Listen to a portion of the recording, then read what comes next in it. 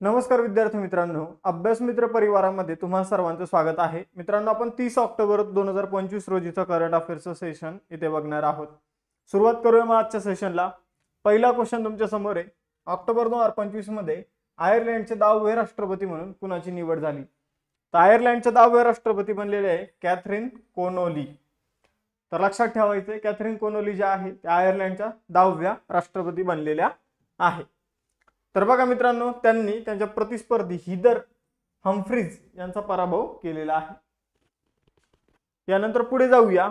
Ireland जर बघितला तर त्याची राजधानी आहे डब्लिन, चलन आहे युरो, पंतप्रधान आहे मायकल मार्टिन आणि कॅथरीन कोनोली जे आहे ते आता राष्ट्रपती बनलेले आहे.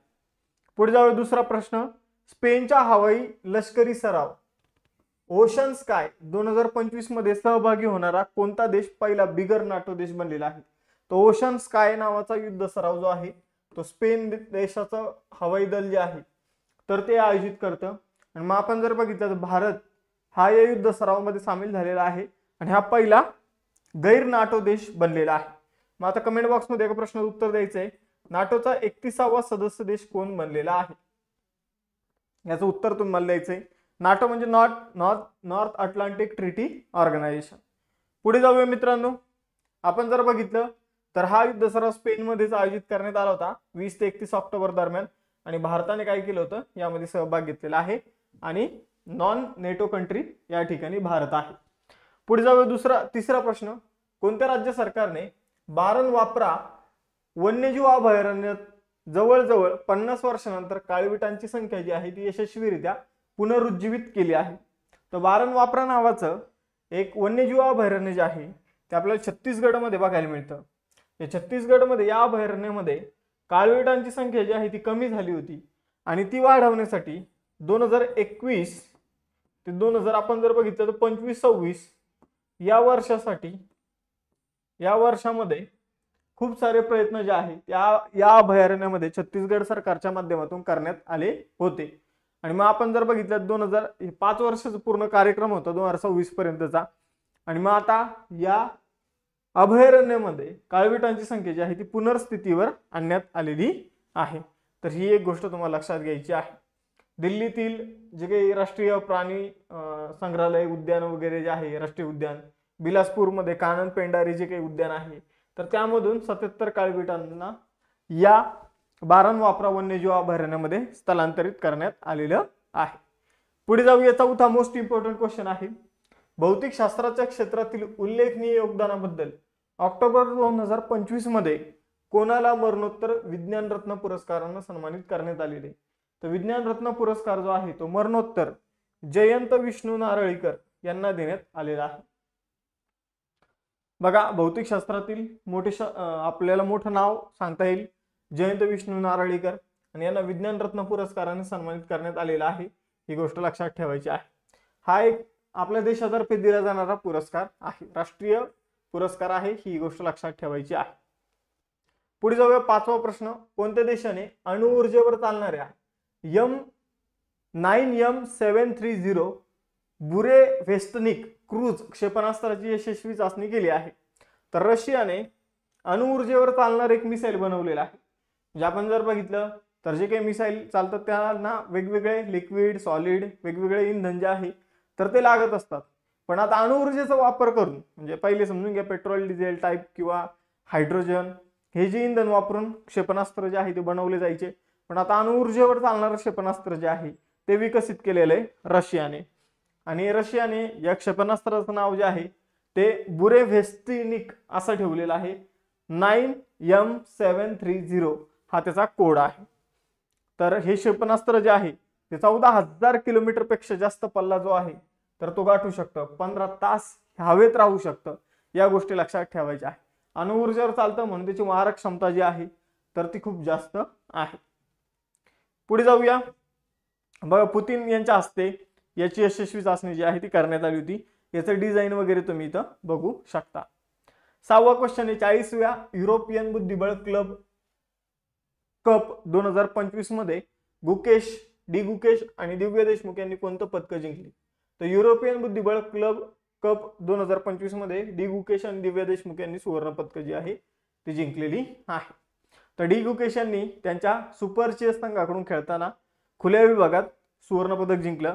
दिव्य देशमुख यांनी त्यांच्या कॅरोसेल बुद्धिबळ मॉर्टे कोरला संघाकडून खेळताना त्यांनी महिला विभागामध्ये सुवर्णपदक जे आहे ते जिंकलेलं आहे. ही जी स्पर्धा आहे ही 19 ते 25 ऑक्टोबर दरम्यान ग्रीसमध्ये पार पडलेली आहे. तर ग्रीसमधील रोडोस पॅलेस या ठिकाणी ही स्पर्धा आयोजित करण्यात आली होती. लेक्चरमध्ये पुढे जाण्या अगोदर आपण कंबाईनसाठी राज्यसेवेसाठी रिव्हिजन बॅच सुरू केलेले आहे. त्याचबरोबर करंट अफेअर्स, त्याचबरोबर बायोलॉजीचे लेटेस्ट नोट्स आणि इतर सर्व विषयांच्या नोट्स तुम्हाला आपल्या अभ्यास मित्र ॲपवर बघायला मिळणार आहे. राज्यसेवा आणि कंबाईनसाठी आपण फाउंडेशन बॅच सुरू केलेले आहे. कंबाईनची ही 4थी फाउंडेशन बॅच आहे. राज्यसेवेची 3री फाउंडेशन बॅच आहे. 2026 साठी पहिली फाउंडेशन बॅच. तर या बॅचेसमध्ये तुम्हाला सगळ्या गोष्टी एकाच ठिकाणी मिळणार आहेत. त्याचबरोबर PYQ ची 21,000 प्लस PYQ ची देखील आपण बॅच सुरू केलेली आहे. 18 महिन्यांचा कालावधी असेल. तुम्हाला सर्व GS विषयाचे PYQ यामध्ये मिळून जातील. सगळ्या बॅचवर डिस्काउंट आहे. तुम्हाला ॲप इन्स्टॉल करायचा आपला अभ्यास मित्र, कॅटेगरीमधून बॅच सिलेक्ट करायची आहे, सगळ्यात शेवटी यायचं आहे त्या बॅचवर. Have a coupon code apply here नावाच्या ऑप्शनवर क्लिक करायचे. तिथे सीजल लाईव्ह नावाचा कुपन कोड तुम्हाला टाकायचा आहे, अप्लाय करायचे. फीमध्ये 10% डिस्काउंट तुम्हाला मिळून जाईल. 7वा प्रश्न आहे, पंतप्रधान नरेंद्र मोदी यांनी ऑक्टोबर 2025 मध्ये 22व्या आसियान भारत शिखर परिषदेला व्हर्च्युअल पद्धतीने कुठे संबोधित केलं? तर आसियान पद्धतीला पंतप्रधान नरेंद्र मोदी यांनी व्हर्च्युअल पद्धतीने नवी दिल्ली भारतातच संबोधित केलेला आहे. ही परिषद जी आहे मित्रांनो ही क्वालालंपूर मलेशियामध्ये आयोजित करण्यात आली होती. आता व्हर्च्युअल पद्धतीने म्हणजे व्हिडिओ कॉल थ्रू संबोधित करणं. मग आपण जर बघितलं तर ते भारतातच होते, पण भारताचं प्रतिनिधित्व क्वालालंपूरमध्ये जाऊन परराष्ट्र मंत्री एस जयशंकर यांनी केलेलं आहे. तर 22वी भारत आसियान शिखर परिषद जी आहे तर ती कुठे आयोजित करण्यात आली होती हा सुद्धा प्रश्न येऊ शकतो. Kuala Lumpur Malaysia. तारीख होती 26 ऑक्टोबर. कितवी होती? 22वी. थीम काय आहे? तर थीम होती इन्क्लुझिव्हिटी अँड सस्टेनेबिलिटी. तर थीम सुद्धा लक्षात ठेवा. 2026 हे वर्ष जे आहे ते आसियान भारत सागरी सहकार्य वर्ष म्हणून घोषित करण्यात आलेलं आहे. याला सुद्धा मान्यता मिळालेली आहे. तर या सगळ्या गोष्टी महत्त्वाच्या आहे, परीक्षेमध्ये विचारल्या जातील. 8वा क्वेश्चन आहे, 4 वर्षाच्या अंतरानंतर ऑक्टोबर 2025 मध्ये कोणत्या राज्यात किंवा केंद्रशासित प्रदेशात 150 वर्ष जुनी दरबार मूव परंपरा पुनर्संचयित करण्यात आलेली आहे? तर 1872 मध्ये दरबार मूव परंपरा जी आहे ती सुरू करण्यात आली होती. म्हणजे काय केलं जात होतं तर आपण जर बघितलं तर जम्मू काश्मीरचं जे काही तेव्हाचं जे काही सरकार होतं तर ते काय करायचं, आपली राजधानी जी आहे ते उन्हाळा आणि हिवाळ्यानुसार टेम्परेचरनुसार श्रीनगरवरून आपण जर बघितलं जम्मूला आणायचं आणि जम्मूवरून श्रीनगरला न्यायचं. तर ही परंपरा जी आहे ती 2021 मध्ये थांबवण्यात आली होती, पण आता ही परत जी आहे ती सुरू करण्यात आलेली आहे. जवळपास आपण 4 वर्षानंतर ही परंपरा परत सुरू झालेली आहे. जम्मू काश्मीरने ही परंपरा परत सुरू केलेली आहे. तर आपण जर बघितलं तर जम्मू ही हिवाळी राजधानी असते जम्मू काश्मीरची आणि श्रीनगर ही उन्हाळी राजधानी असते. 9वा क्वेश्चन, ऑक्टोबर 2025 मध्ये भारताच्या सर्वोच्च न्यायालयाने कोणत्या राज्य सरकारला सारंडा जंगलाला वन्यजीव अभयारण्य म्हणून अधिसूचित करण्याचे निर्देश दिलेले आहेत? झारखंडमध्ये सारंडा नावाचा एक प्रदेश आहे. त्या ठिकाणी काय केलं जातं, मोठ्या प्रमाणावर अवैधरित्या खाणकाम जे आहे ते केलं जातं.